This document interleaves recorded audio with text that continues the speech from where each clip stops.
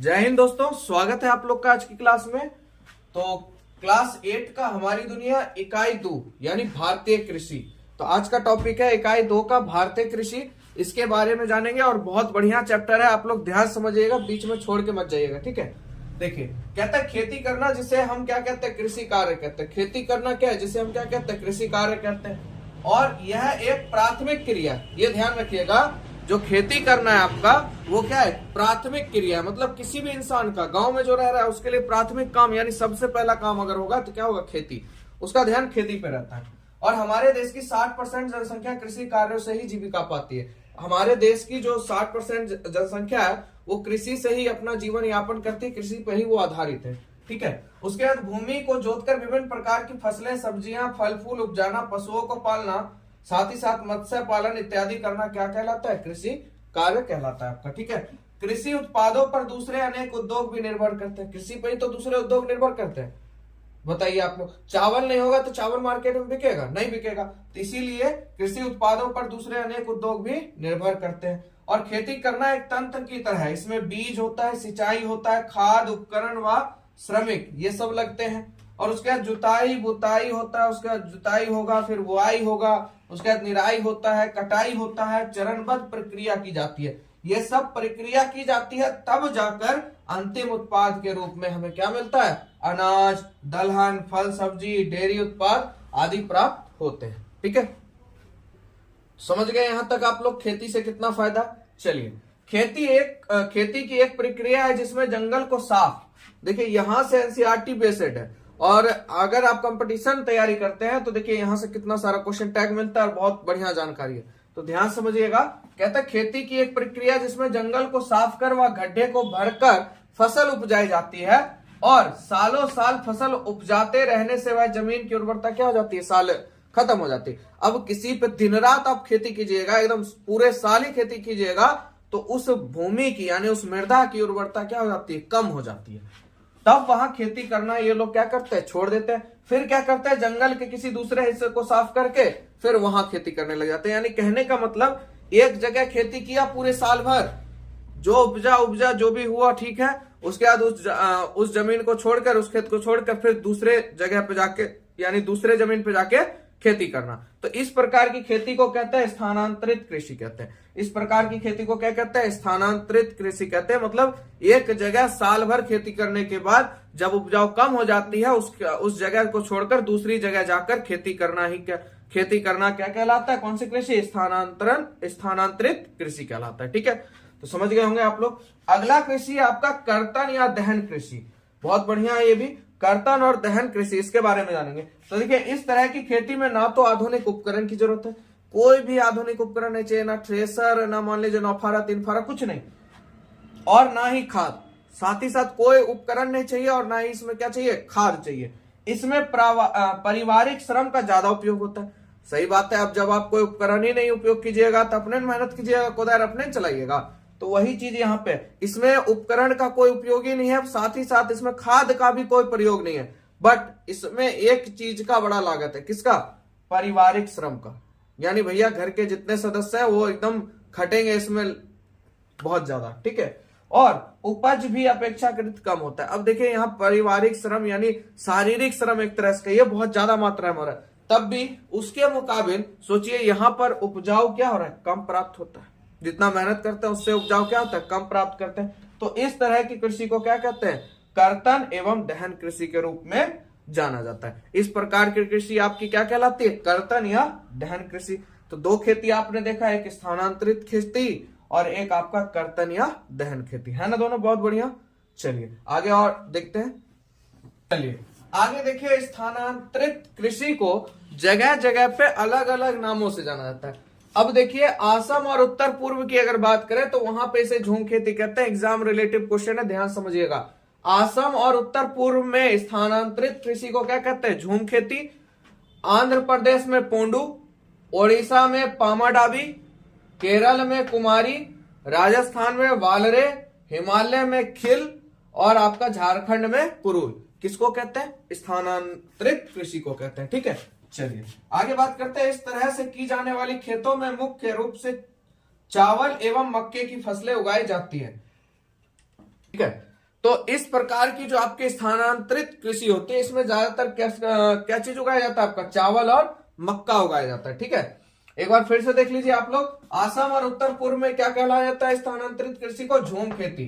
तो झूम खेती तो आप समझ गए होंगे, यानी एक जगह साल भर खेती करना, फिर उस जगह को छोड़ के दूसरी जगह खेती करना, क्या कहलाता है, झूम खेती।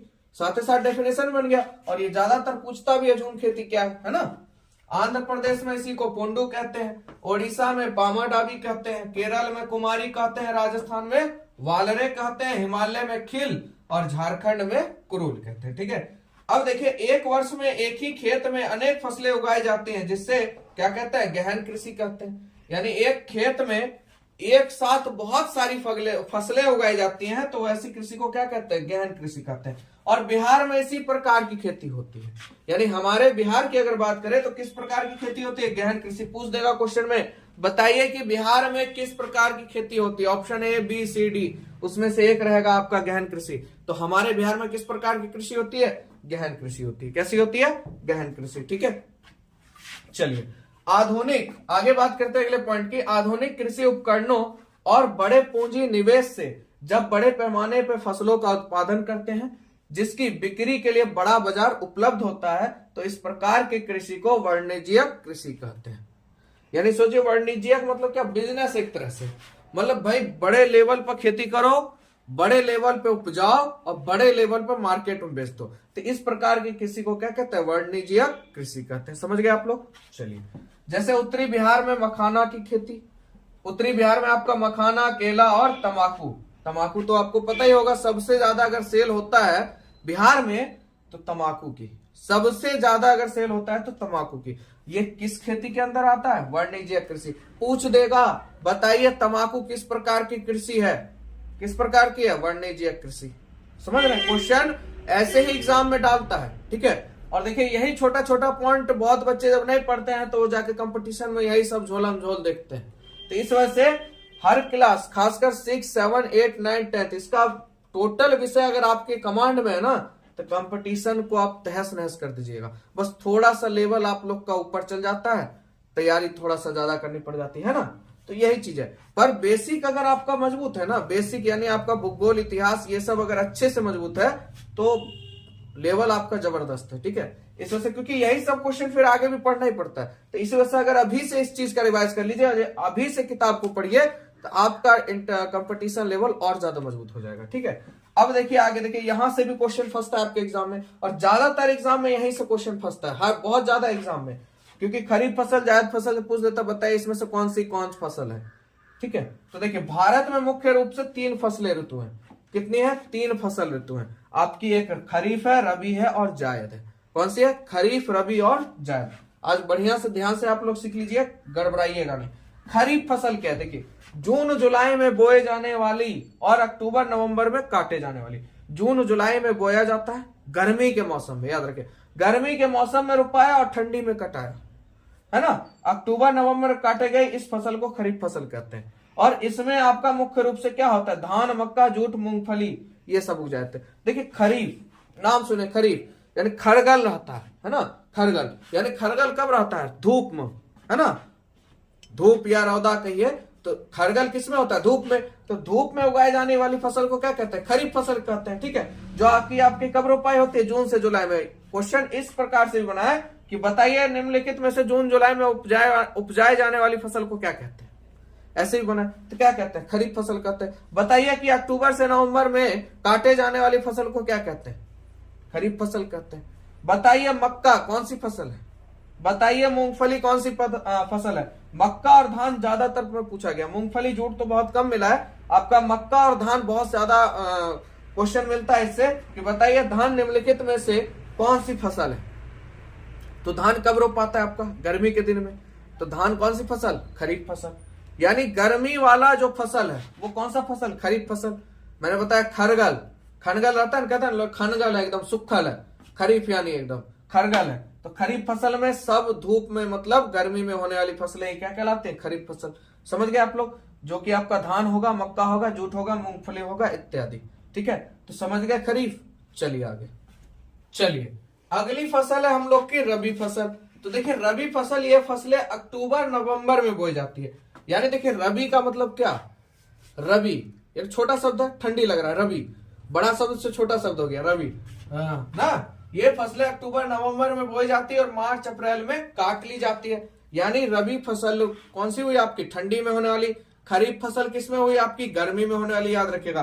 खरीफ यानी गर्मी, रबी यानी ठंडी। ठंडी में भैया कौन सा करते हो खेती, गेहूं का, याद रखिएगा। चना मटर मसूर जौ ये सब फसल का खेती किसमें करते हो आप लोग, रबी फसल में।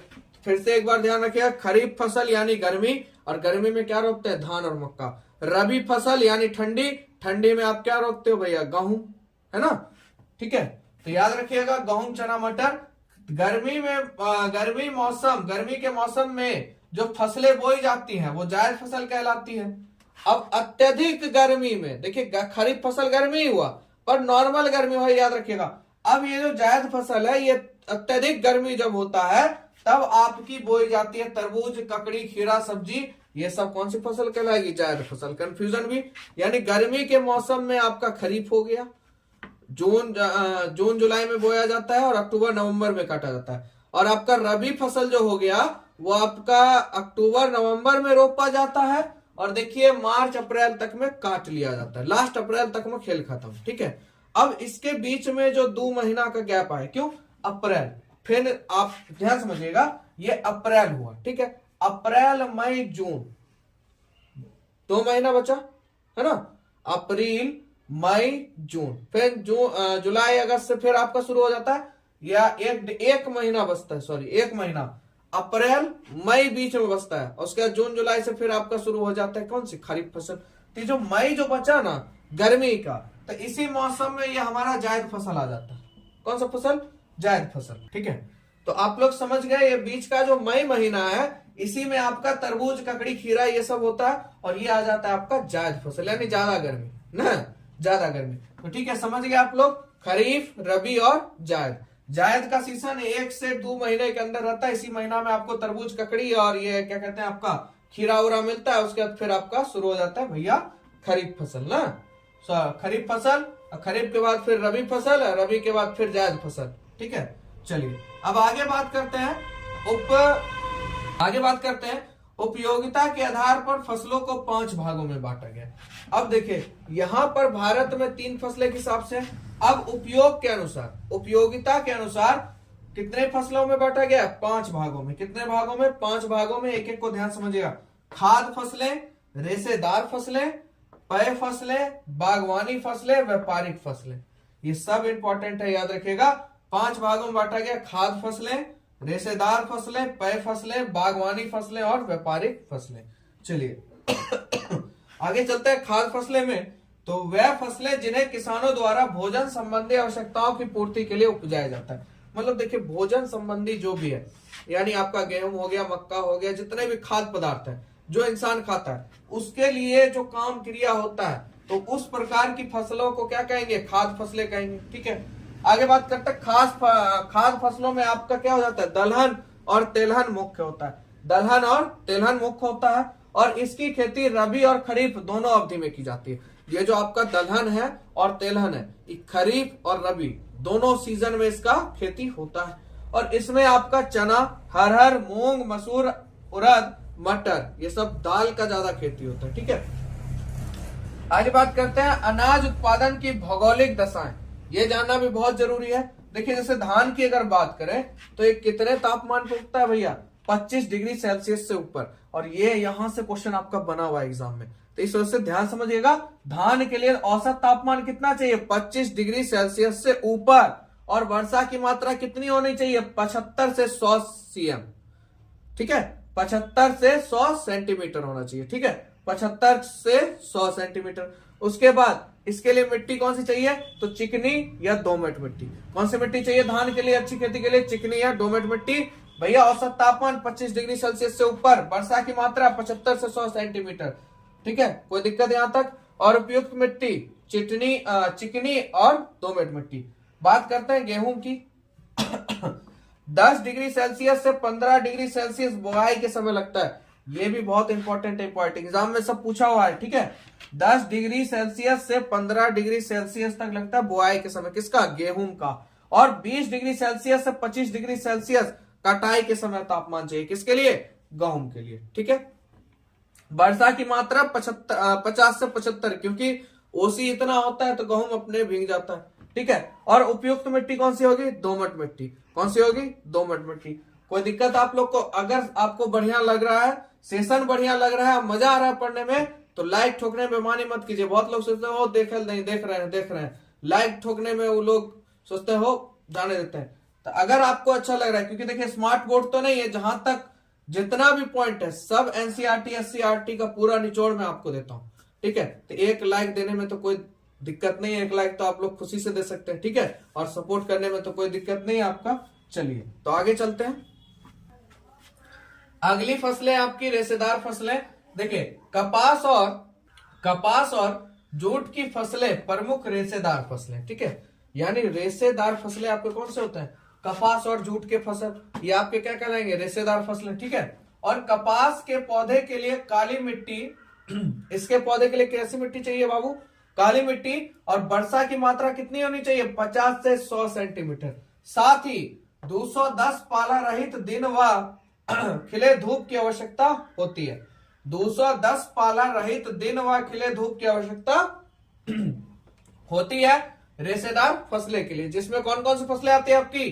कपास और जूट। याद रखिएगा, रेशेदार फसलें में कौन कौन सी फसलें? कपास और जूट। और इनकी खेती जो होती है आपकी, गुजरात, महाराष्ट्र, तमिलनाडु, यहाँ के प्रमुख उत्पादक राज्य हैं आपके, किसके? कपास और जूट के। और देखिए जूट को सुनहरा रेशा भी कहते हैं, यहां से भी आपका क्वेश्चन बना हुआ है। बताइए निम्नलिखित में से किसे सुनहरा रेशा कहते हैं? तो सुनहरा रेशा किसे कहते हैं बाबू? जूट को कहते हैं। याद रहेगा ना आप लोग को? सुनहरा रेशा किसे कहेंगे? जूट को कहेंगे। और बिहार में इसकी जो खेती होती है, किशनगंज, पूर्णिया, अररिया, दरभंगा, सहरसा में इसकी खूब उपज होती है। किसकी? जूट और आपकी कपास की। पर यहां पर सबसे ज्यादा बिहार में अपना जूट की होती है। ठीक है। जूट की उपज के लिए साधारण तापमान 25 डिग्री से 35 डिग्री सेल्सियस तक होना चाहिए और वर्षा 100 से 200 सेंटीमीटर तक होना चाहिए। पश्चिम बंगाल, उड़ीसा, असम में यह खूब उपजाया जाता है आपका। पश्चिम बंगाल, ये जो आपका ये किसके लिए है बाबू? ये जो आपका है गुजरात, महाराष्ट्र, तमिलनाडु, ये है आपका कपास के लिए। कपास की खेती आपको इधर देखने के लिए मिलेगी, गुजरात, महाराष्ट्र, तमिलनाडु में। और जो आपका जूट है वो आपके बिहार में ज्यादातर मिलता है, किशनगंज, पूर्णिया, अररिया, दरभंगा, सहरसा में इसकी खूब उपज है और इसे सुनहरा रेशा भी कहते हैं। किसे? जूट को। उसके बाद और बाहर की अगर बात करें तो पश्चिम बंगाल, उड़ीसा, असम में यह खूब उपजाया जाता है। भारत और बांग्लादेश इसके उत्पादन में अग्रणी देश है। अब यहां से भी क्वेश्चन बन सकता है आपका कि बताइए जूट उत्पादन में सबसे अग्रणी यानी ये सबसे आगे, ठीक है, सबसे आगे कौन कौन से देश है? तो बांग्लादेश और आपका भारत, यानी हम लोग का भारत। चलिए अब अगली फसलें हैं पेय फसलें, यानी पीने वाली फसलें। रेशा इसमें आ गया आपका, खाद उसमें आ गया यानी खाने वाला, और यहाँ पे आ गया पेय फसलें यानी पीने वाली फसलें। तो देखिए चाय, कॉफी, कोक, ये सब पेय फसलें के उत्पाद है। ठीक है, ये सबको तो आप पीबेंट करते हैं, तो सब पेय फसलें। चाय की फसल अपने देश में खूब होती है, भारत में चाय की फसल खूब होती है। जैसे मैं आपका सबसे आगे भैया पश्चिम बंगाल, जहां जहां वर्षा ज्यादा है, असम, पश्चिम बंगाल, मेघालय, त्रिपुरा, केरल, तमिलनाडु, हिमाचल प्रदेश में चाय की फसल होती है। और आप कमेंट करके बताइए हिमाचल प्रदेश में या लद्दाख में चाय होता है, उस चाय का नाम क्या है? ठीक है। बिहार के पूर्णिया और किशनगंज जिले में भी चाय की फसल होती है। अगर बिहार में आपको देखना है, पूर्णिया और किशनगंज चले जाइए। भारत विश्व में चाय का अग्रणी निर्यातक देश है। अगर चाय का भी बात हो तो भारत सबसे आगे हमारा चाय के मामले में, और यहाँ जूट के मामले भी भाई सबसे आगे हमारा, पर एक साथ में लग गया क्या? बांग्लादेश। चले दूसरी पेय फसलें कौन सी आपकी? कॉफी। आजकल का ट्रेंड हो गया कॉफी पीने का, चाय कम कॉफी ज्यादा, है ना। तो भारतीय कृषि को मधुर कॉफी भी कहा जाता है। हमारे भारतीय कृषि को मधुर कॉफी भी कहा जाता है। यह आपका जो है कर्नाटक, तमिलनाडु, केरल में पैदा किया जाता है। कॉफी जो है आपका कर्नाटक, तमिलनाडु और केरल में इसका उत्पादन होता है। ठीक है। उसके बाद है आपका बागवानी फसलें, यानी देखिए बागवानी का मतलब क्या? एक बाग लगा देना। जैसे केले का बाग होता है, आम का बाग होता है, लीची का बाग होता है, सब्जी का होता है, फूलों का बाग होता है। तो आप लोग तो समझ गए बागवानी फसलें यानी बाग में जो उपजाया जाता है। है ना। उसके बाद है व्यापारिक फसलें, तो यानी जिससे व्यापार होता है, जैसे में आपका रबड़, मखाना, तंबाकू, व्यापारिक फसलें। और साथ ही साथ याद रखें वाणिज्यिक फसलें भी इसी को कहते हैं, तंबाकू को। तंबाकू, मिर्च, गन्ना, ये सब क्या है, व्यापारिक फसलें। तो टोटल फसलें आपने देख लिया, है ना। मजा आया समझने में आप लोग को। चलिए और फिर नए पॉइंट से मिलते हैं। चलिए आगे देखते हैं कृषि को प्रभावित करने वाले कारक। तो कृषि को प्रभावित करने वाले कारक आपके 4 हो जाते हैं। वर्षा पे निर्भरता, और उसके बाद दूसरा खेतों के छोटे छोटे आकार, तीसरा भूमि का असमान वितरण रहता है, चौथा आपका कृषि ऋण। ठीक है, तो देखिए 1960 के दशक में कृषि के क्षेत्र में व्यापक बदलाव आए। इन्हीं बदलावों के कारण इसे हरित क्रांति का नाम दिया गया। इसके अंतर्गत परंपरागत कृषि के बदले वैज्ञानिक उपकरणों, संकर बीजों, कीटनाशकों एवं सिंचाई के विभिन्न उन्नत तकनीकों का प्रयोग शुरू हुआ। यानी कहने का मतलब ये था कि 1960 से पहले मतलब कृषि परंपरागत तरीके से होते थे, मतलब जैसे हो रहा है उसी तरह, कोई चेंजेस नहीं, कोई नया चीज उसमें नहीं डाला गया। फिर जब हरित क्रांति हुई उसके बाद इसमें बहुत बदलाव आया, उन्नति का बदलाव आया कि भाई अब जोत ट्रैक्टर से भी हो सकता है, अच्छे बीजों का इस्तेमाल कीजिए, कीटनाशकों का इस्तेमाल कीजिए, क्योंकि पहले कीटनाशक का उपयोग नहीं होता था तो बहुत फसल इसमें बर्बाद हो जाती थी। और 1960 के बाद आपका हरित क्रांति आया, उसके बाद से ये सब सुविधा क्या हो गई, ठीक होनी शुरू हो गई। ठीक है, और उसके बाद आगे है सिंचाई, साथ ही साथ सिंचाई। अब इसमें क्या है, अब इसमें क्या होता था, लोग वर्षा के आशा पर रहते थे, बारिश पड़ेगा तो खेत में पानी आएगा तो फसल लहराएगा। पर ये जब नया नया चीज वैज्ञानिक उपकरण आया, उसके बाद आपका बोर्डिंग आया, मोटर आया, तो अब ये असुविधा खत्म हो गई कि बारिश की सुविधा का लोग इंतजार करेंगे। भाई मोटर है, बोरिंग किया हुआ, पानी लो निकाल लो, जब जरूरत हो तब खेत में पानी दे दीजिए, तो कितना सुविधा हो गया, है ना। उसके बाद बात करते हैं एक ही फसल के एक साथ दूसरे फसलों को लगाना, एक ही फसल के साथ एक और फसल लगाना क्या कहलाता है, अंतर कृषि कहलाता है। क्या कहलाता है, अंतर कृषि कहलाता है। और गेहूं के साथ जैसे आप सरसों को देख लीजिए, फसल बोना, आलू के साथ बकुली का, मूली, सरसों, ये सब उपजाने से क्या होते हैं, पैदावार में बढ़ोतरी हुई। ठीक है, उसके बाद बिस्कोमान, बिस्कोमान आपका खाद के लिए जाना जाता है। ठीक है, बिस्कोमान द्वारा खाद और बीज उपलब्ध कराने और सहकारी भूमि विकास बैंक की स्थापना से, अब देखिए बिस्कोमान से आपको खाद और अच्छा बीज मिलना शुरू हो गया, अच्छी खाद अच्छी बीज।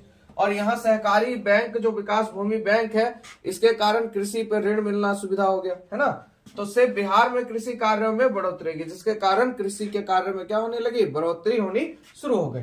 उसके बाद आकाशवाणी और दूरदर्शन पर किसानों को कृषि संबंधी जानकारी दिया जाने लग गया, है ना। उसके बाद अपने प्रांत में श्री विधि तकनीक से धान उपजाने की प्रक्रिया पे जोर दिया गया। यानी अगर धान उपजाना है आपको तो उसके लिए आपको श्री विधि का उपयोग करना चाहिए। ठीक है, श्री विधि के बारे में जानेंगे, आपके सामने ही है। ठीक है, उसके बाद अब तो कम लागत में बेहतर उत्पादन करने वाले को किसान श्री पुरस्कार भी दिया जाता है। यानी कम लागत में अगर आप अच्छी फसल का पैदावार करते हैं तो आपको किसान श्री पुरस्कार भी दिया जाएगा। ठीक है, जो खेती करते होंगे। अब श्री विधि तकनीक को हम लोग जानते हैं, इसमें क्या होता है, देखिए इसमें जो होता है, आप बीज लेके आइए, कोई सा भी आप गेहूं का बीज लीजिए, जैसे धान का बीज है, धान का बीज लिया जाता है। ठीक है, तो उसको एक बड़े से बाल्टी में, मतलब केन में, अगर 10 किलो है तो 20 किलो का होना चाहिए, लमसम ऐसे औसत मान लीजिए, थोड़ा बड़ा होना चाहिए। उसमें पानी भर दीजिए और उसके बाद बीज को उसमें डाल दीजिए, पूरी रात उसमें छोड़ दीजिए। छोड़ने से क्या होगा, जो भी अच्छा बीज होगा वो पानी की तली में बैठ जाएगा, और जो फोकला बीज होगा या जो मतलब खाया हुआ होगा या खराब बीज होगा वो पानी के तली से ऊपर उठ जाएगा। बस आप क्या कीजिए, उसको हटाइए और जो आपका नीचे बीज बचा है वो आपका अच्छा बीज हो गया, उसको जाके खेत में लगाइए। इससे 2 फायदा, एक तो भैया पानी में पूरी रात रहा, बीज को मॉइस्चराइज पूरा मिल गया, नमी पूरी मिल गई उसको, तो उसको उगने में आसानी होगी, है ना।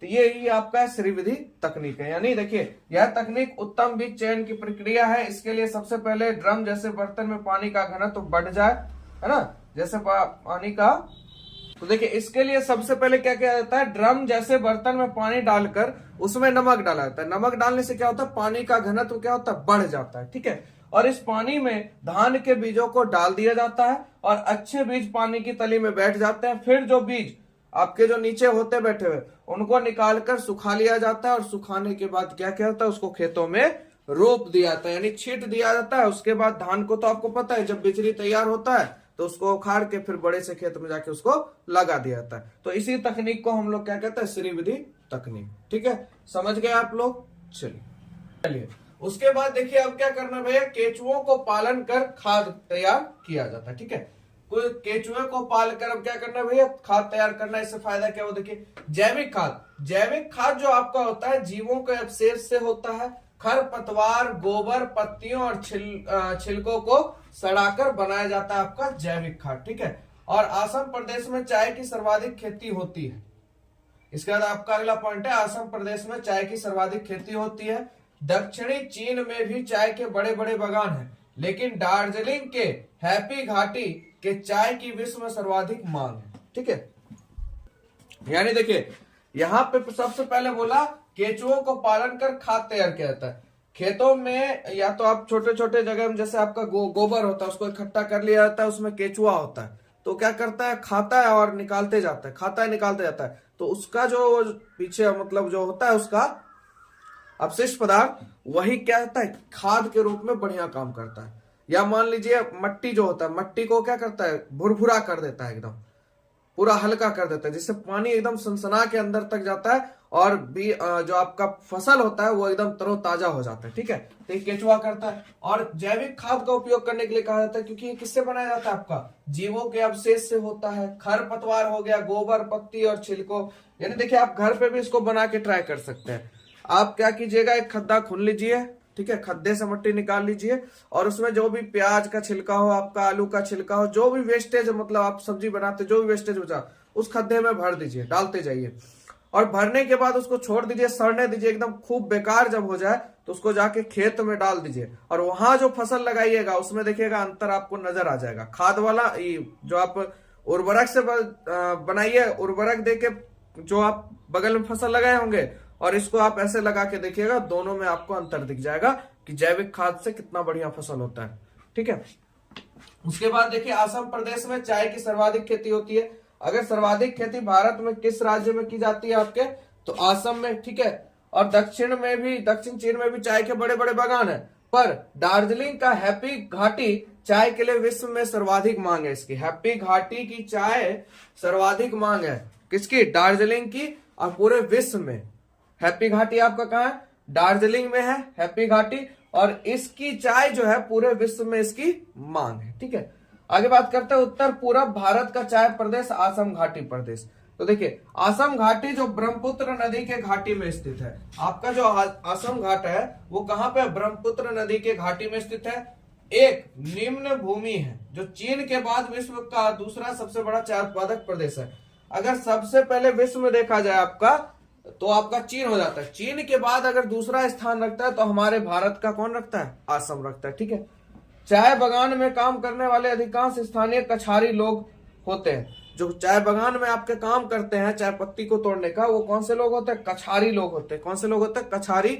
यहां से भी क्वेश्चन बनता है कि चाय बागान में काम करने वाले स्थानीय लोगों को क्या कहा जाता है, तो क्या कहा जाता है, कछारी। ठीक है, तो एक एक पॉइंट आपके मतलब जो आपके एग्जाम बेसिस है उसी पॉइंट को लिया गया है। ठीक है, उसके बाद असम में विशेष रूप से काली चाय का उत्पादन होता है। अगर विशेष रूप से देखा जाए असम में तो काली चाय का ज्यादा उत्पादन होता है। ठीक है, और असम घाटी में व्यापारिक स्तर पर चाय उत्पादन संगठित रूप से शुरू करने का श्रेय रॉबर्ट ब्रुच को जाता है। देखिए असम घाटी में चाय का आयात और निर्यात यानी व्यापार करने का जो योगदान जाता है वो किसे जाता है, रॉबर्ट ब्रुच का। बहुत इंपॉर्टेंट है, याद रखिएगा। जिन्होंने सर्वप्रथम 1823 ईस्वी में यहाँ के उत्पादित चाय को ब्रिटेन के बाजारों में पहुंचाने में महत्वपूर्ण भूमिका निभाई थी। देखिए 1823 ईस्वी में इन्होंने क्या किया था भैया, यहाँ से चाय ले जाकर क्या किया था उन्होंने, ब्रिटेन के बाजार में जाके बेचा था, पहुंचाया था। अब ब्रिटेन से आने वाली मांग के कारण यहाँ चाय उत्पादन का तेजी से क्या हो गया, विकास हो गया। कहां पर,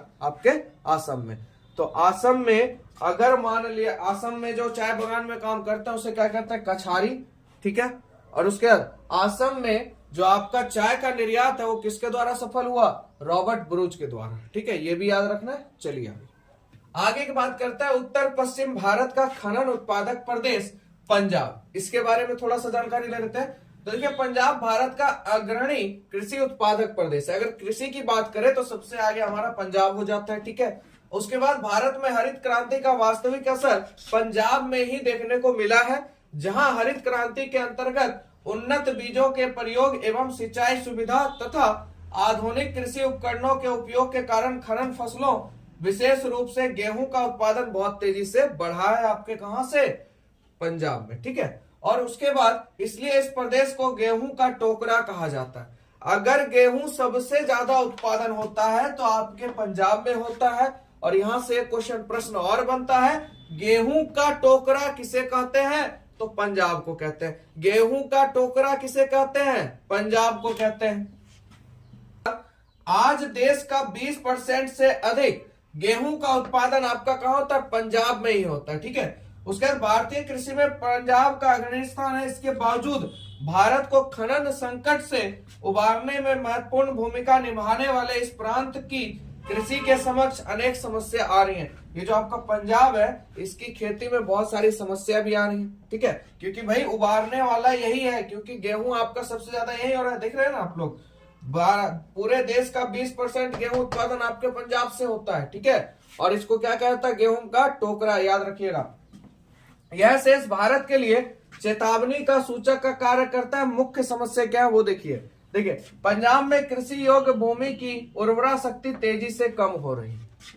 जो पंजाब की भूमि की ताकत थी पहले से, वो पहले से क्या हो रही है? कम हो रही है। ठीक है, उसके बाद अत्यधिक सिंचाई के कारण खेतों में जल जमाव की समस्या हो रही है। रासायनिक खाद के अत्यधिक उपयोग के कारण मिट्टी में प्रदूषण बढ़ने से मिट्टी की उर्वरा शक्ति क्या हो रही है? कम हो रही है। और कृषि में उपकरणों, उन्नत बीजों व कीटनाशी के बदले उपयोग के कारण कृषि लागत क्या हो रही है? बढ़ रही है। अब मान लीजिए पहले खेती में कम लागत लगती थी, अब इतना सारा व्यवस्था होगा, उन्नत बीज चाहिए, अच्छे बीज चाहिए, कीटनाशी चाहिए, सब चीज अच्छा उत्तम क्वालिटी का चाहिए, तो कृषि में क्या होगा? पैसे में बढ़ोतरी होगी, पैसे का चार्ज ज्यादा लगेगा। वही चीज हो रहा है, लागत क्या होगी? बढ़ जाएगी। उसके बाद बंटवारे के कारण खेतों के आकार क्या हो रहे हैं? छोटे हो रहे। पहले भाई भाई एक रहते थे, अब जल्दी बंटवारा हो जा रहा है, जिसके कारण खेत क्या हो रहे हैं? साइज टुकड़े होते जा रहे हैं। और ये खेती के लिए बहुत महत्वपूर्ण भूमिका निभाता है, क्योंकि जितना बड़ा खेत होगा एक बार में उतनी बड़ी फसल हो गई, और उसका टुकड़ा टुकड़ा कर देंगे तो थोड़ा सा दिक्कत कर जाता है। ठीक है, तो ये आपका हो गया उत्तर पश्चिम भारत का खनन उत्पादक प्रदेश पंजाब के बारे में जान लिया, और पंजाब में क्या समस्या हो रही है ये भी आप लोगों ने देख लिया। तो ये था हमारा भारतीय कृषि, पूरा आप लोग का चैप्टर खत्म हो गया। हर एक पॉइंट से रिलेटेड मैंने आपको सब चीज बताया। ठीक है, वीडियो कैसा लगा आप लोग कमेंट में जरूर बताया कीजिए, और दोस्तों में जरूर शेयर करें। अगर जानकारी सही मिल रही है आपको, किताब से आपको एक्यूरेट मिल रहा होगा, और हर चीज आपका पॉइंट बाय पॉइंट होगा, एनसीईआरटी बेसिस और एससीईआरटी बेसिस। ठीक है, चलिए मिलेंगे नेक्स्ट वीडियो में।